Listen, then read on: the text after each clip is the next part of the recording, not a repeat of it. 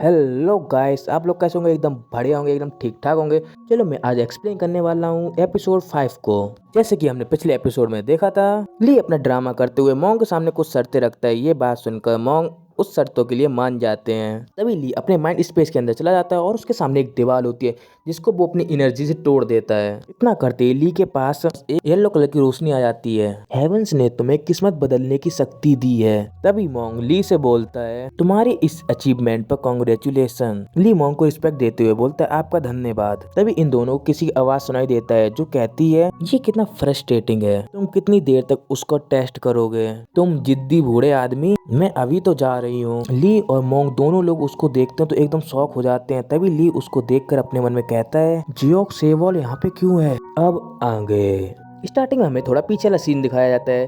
तभी बॉल मिल के पास एक कबूतर उड़ते हुए आता है और उसके पैर के ऊपर एक नोट बंधा होता है। ये देखकर बॉल मिल एकदम शॉक हो जाती है और कबूतर को अपने हाथ में बिठाती है और उसके पैरों से उस नोट को निकालती है और कबूतर को देखते हुए बोलती है, हुआ सेक्ट से एक कबूतर आया, क्या रेगुलर रिपोर्ट का टाइम हो गया? इतना बोलकर वो उस नोट को खोल के पढ़ती है और एकदम शॉक हो जाती है। फिर उस नोट को फोल्ड करते हुए बोलती है, ओहो, ड्रैगन फिनिश गैदरिंग से पहले हम उनकी मूवमेंट पर नजर रखेंगे। हेवेंस और अर्थ सोसाइटी ने सुमोन भेजे हैं, काफी टाइम हो गया है, लगता है इस बार हेवन भी मेरे साइड है। इसके साथ शायद मैं भी ड्रैगन फिनिश गैदरिंग अटेंड कर पाऊँ। उसके बाद हम प्रेजेंट का सीन देखते हैं। तभी मोंग डरते हुए बोलते हैं, अमितावा, लेडी जियोक का स्वभाव अभी भी काफी बेचैन है। ये बात सुनकर जियोक बोलती है, बात ये नहीं है कि मैं बेचैन हूँ, बात ये है कि तुम गंजे मोंग, तुम बहुत ज्यादा रिलैक्स्ड हो। इतना बोलकर जियोक ली के बगल में जाकर बैठ जाती है। ये देखकर ली अपने मन में कहते हैं हेवेंस और अर्थ सोसाइटी गुड और इविल का फर्क नहीं करती और हर तरफ के लोगों को एक्सेप्ट करती है, लेकिन जियोक सेवॉल का यहाँ होना पक्का उसके काम से ही रिलेटेड होगा। चाहे कुछ भी हो, मेरा अपना गोल सेम ही रहेगा। ब्लड डीमन एंशिएंट हो या ना हो, जो भी मुझे और एम्परर को थ्रेटर करने की कोशिश करेगा, मैं उसे जान से मार दूंगा। मेरा अल्टीमेट गोल है मार्शल वर्ल्ड का हीरो बनना, 3 वाइफ्स और 4 कॉन्कुबाइंस रखना और जुनून से भरी एक हीरोइक जिंदगी जीना। गाइस, आप लोग ली के गोल देख रहे हो ना, कितने बड़े हैं। 3 वाइफ चाहिए, 4 कॉन्कुबाइन चाहिए, भाई यहाँ पे एक नहीं मिल रही भाई। ये इनके तो भाई गोल पूछे नहीं, मतलब guys come to the topic. मैं भटकते भटकते कुछ आगे ज्यादा ही चला गया था। फिर उसके बाद ली गुस्सा होते हुए अपना पंच बनाते हुए अपने मन में कहता है, इसलिए मुझे खुद ब्लड डीमन को हराना होगा और अगर इस प्रोसीजर में मैं हेवन और अर्थ सोसाइटी को यूज कर सकता हूँ तो मैं उसे पूरी तरह बिना किसी झिझक के पूरा करूंगा। तभी जियोक बोलती है, तो गंजे मोंग, तो इस यंग बॉय का टेस्ट का क्या हुआ? इतना बोलकर जियोक अपना फेस दूसरी साइड मोड़ लेती है। ये देखकर ली बोलता है अपने मन में, मुझसे अनजान बन रही है ये लड़की, क्या अपनी दूसरी पहचान हमेशा के लिए छुपा के रखने वाली है? तभी मोंग जियोक को टी देते हुए बोलते हैं, अमितावा, इस यंग हीरो ने मेरा टेस्ट बड़ी आसानी से पास कर लिया। ये बात सुनकर जियोक बोलती है, सच में? पर कैसे? तभी मोंग अपने हाथ जोड़कर आंख बंद करके बोलता है, मैंने इस यंग बॉय के साथ एक कसम खाई है कि टेस्ट का कंटेंट कभी भी मैं किसी को नहीं बताऊंगा, अपनी कवर तक भी नहीं। इसीलिए लेडी जियोक, मैं ये बात तुम्हें बता नहीं सकता। ये बात सुनकर जियोक एक स्माइल देते हुए बोलती है, ओ, तो ऐसे ही चलने वाला है। इतना कहकर ली के साइड देखते हुए बोलती है, चाहे तुम मोंग का टेस्ट पार कर लिए हो, फिर भी मैं तुम पे भरोसा नहीं करती, इसीलिए अगली बार मैं ही तुम्हें टेस्ट करूंगी। ली अपनी फिंगर ऊपर करते हुए बोलते है, टेस्ट सुन के मुझे किसी की याद आ गई है, क्या तुम लेडी ये Yong the elegant tiger sword को जानती हो? ये बात सुनकर जियोक एकदम शॉक हो जाती है और अपना फेस टेढ़ा करते हुए और थोड़ा शर्माते हुए बोलती है, कभी नहीं सुना, ये नाम मैंने पहले कभी नहीं सुना। ये बात सुनकर ली अपने मन में कहता है, और झूठ, इसीलिए जियोक पे भरोसा नहीं किया जा सकता। और एक लंबी सांस लेते हुए कहता है, अगर तुम उसे नहीं जानती तो टेस्ट कैसे होगा? तभी जियोक ली के साइड देखते हुए अपने हाथों से बाल पीछे करते हुए कहती है, लड़के, क्या तुम मुझे जानते हो मैं कौन हूँ? ये बात सुनकर ली अपना अजीब सा चेहरा बनाते हुए अपने मन में कहता है, नॉर्मली मुझे उसको इम्प्रेस करने के लिए फ्लावर जैसे शब्द बोलने पड़ते और प्रिटेंड करना पड़ता, लेकिन मुझे जियोक जैसी झूठी लड़की का साथ क्यों देना चाहिए? तभी ली जियोक से बोलता है, मुझे इसका कोई आइडिया नहीं है। ये बात सुनकर जियोक एकदम शॉक हो जाती है और बोलती, क्या फिर जियोक अपने आप को थोड़ा रिलैक्स करते हुए बोलती है, अगर तुम मुझे नहीं जानते तो इसे अच्छी तरीके से याद रखना और कभी मत भूलना। मैं और कोई नहीं बल्कि डिमोनिक फैक्शन की सबसे बड़ी शख्स इविल अलायंस की लीडर हूँ और पहले के ग्रैंड मास्टर ऑफ हुआ क्लैन फ्लेम एम्परर जॉक सेवॉल्क। ली रिस्पेक्ट देते हुए बोलते हैं, सीनियर फ्लेम एम्परर, मुझे आपसे मिलकर बहुत खुशी हुई। मेरा नाम ली चोल्सो है, गोंगडोंग सेक्ट से। ये सब फॉर्मेलिटी देखकर जियोक बोलती है, ठीक है ठीक है। ली अब भी शांत नहीं होता, अब बोलता है, मेरा टेस्ट तो बहुत ही सिंपल था। जियोक ली के फेस के ऊपर हाथ रखती है, जिसकी वजह से ली बेचारा शांत हो जाता है और कुछ भी नहीं बोल पाता है।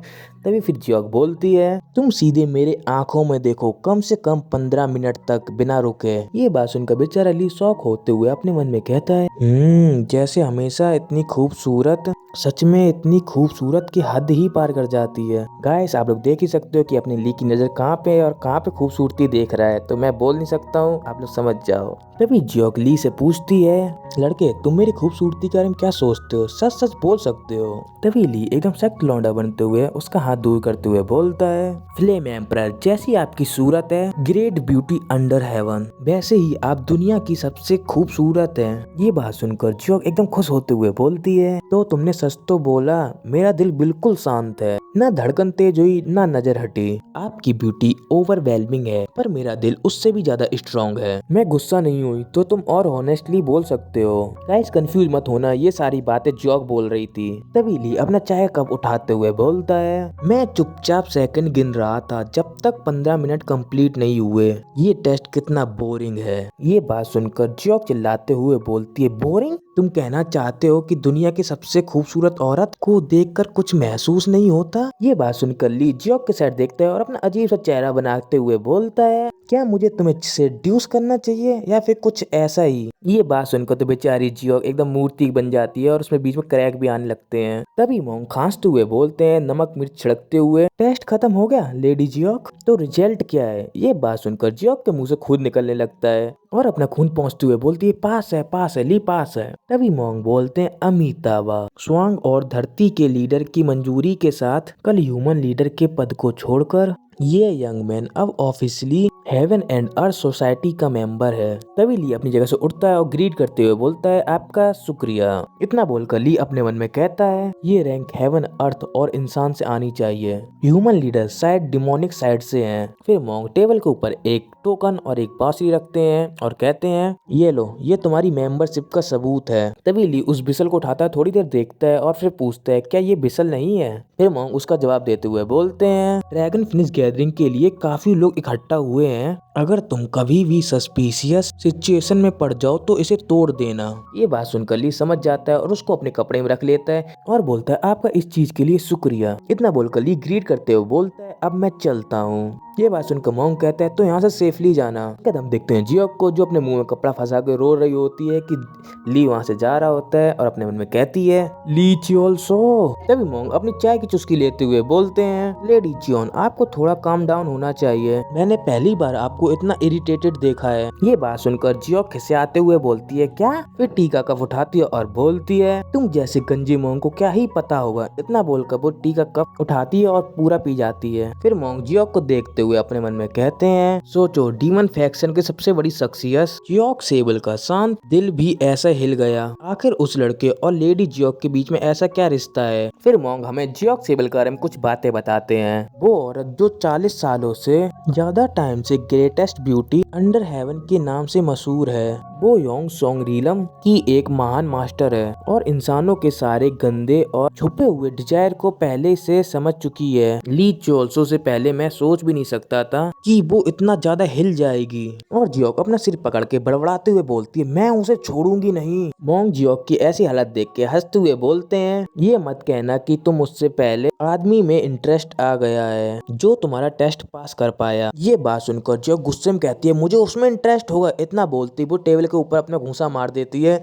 और कहती है, उस घिनौने दिखावटी राइटियस सेक्ट के आदमी में जिंदगी में कभी नहीं। उसके बाद हम टेबल की हालत देखते हैं जो पूरी टूट चुकी होती है और उसके अंदर से एक प्यारी सी आत्मा निकल के बाहर जा रही होती है। ये सब देखकर मोंग बोलता है, अमिताभा, लेडी जियोक, तुम्हें खुद से ईमानदार होना चाहिए, तभी चीजें वैसे आगे बढ़ेंगी जैसे उन्हें बढ़ना चाहिए। तभी जियोक गुस्से में खड़े होकर चिल्लाते हुए बोलती है, चुप रहो, मैं अब यहाँ से जा रही हूँ, जाओ अपनी चाय पियो, मुझे कोई फर्क नहीं पड़ता, मरो या जियो। ये बात सुनकर तो बेचारे मोंग चुपचाप अपनी चाय पीना छोड़ देते हैं। यो गुस्से में वहाँ से जाते हुए अपने मन में कहती है, ली चोल्सो तुम साले कमीने, मैं इतनी काइंड थी कि मैंने तुम्हें खुद डांटा नहीं और तुम मुझे बोरिंग कह रहे हो, तुम्हारी इतनी हिम्मत हुई कैसे। इतना कहकर गुफा के एंट्रेंस के पास रुक जाती है। फिर अपने मन में कहती है, वैसे भी तुम बाकी मर्दों से अलग हो, इसीलिए यह इतना भी बुरा नहीं लगा। फिर रोते हुए बोलती है, किसी आदमी ने मुझे रुला दिया, अब मुझे खुद अपने दिल का पता नहीं रहा। फिर भी जब से चेहरा मैंने तुम्हारा दोबारा देखा है, इतना बोलकर वो अपना फेस चेंज कर लेती है और कहती है, अब से मैं तुम्हारा टाइम बर्बाद नहीं करूंगी। उसके बाद हमें गुफा के अंदर का सीन दिखाया जाता है, जहाँ पे मोंग चाय पीते हुए बोलता है, ये जरूर प्यार ही होगा।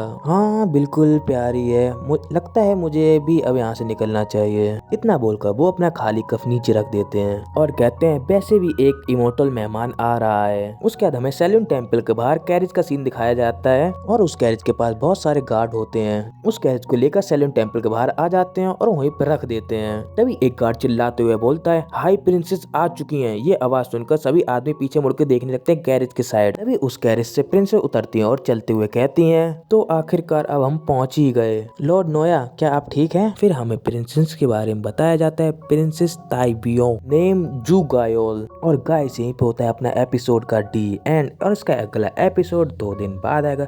और गाइस जिसको भी वीडियो पसंद आए तो लाइक सब्सक्राइब शेयर कर देना।